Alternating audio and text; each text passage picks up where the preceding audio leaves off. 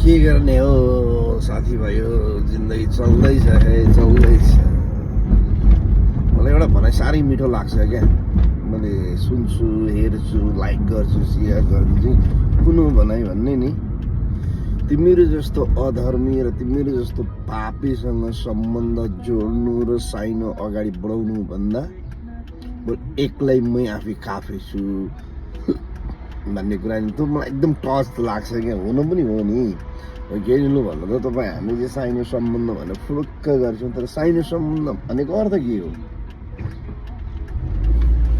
साइनो सम्बन्धको अर्थ यो होइन कि तपाईँलाई चाहिँ पछाडिबाट ठोक्ने मात्रै।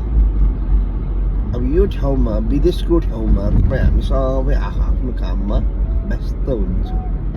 चाहिने भनेको साह्रो गाह्रो केही नि भन्नु त, तपाईँ हामीलाई साह्रो गाह्रोमा हो नि त चाहिने, त्यतिखेर हो नि त आफ्नो भनेको। तर अब अहिलेको जमाना अब लाइक वही चेन्ज भइसक्यो जस्तो पनि लाग्छ है साथीभाइ हो। किनभने त्यो हिजोको दिन र अहिलेको लाइक वे टोटली चेन्ज।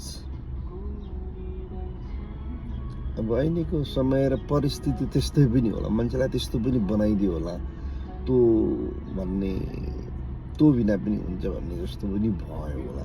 तर तपाईँ हामी सबैले पछाडि कहिले पनि हेरेका छौँ, खालि हामी सिर्फ अगाडि मात्रै हेर्छौँ। भोलिको दिन है त्यही हो, भन्छन् नि बाँच्नुपर्छ यो आँखाले जे पनि देखिन्छ अरे, देखिरहेको पनि छ।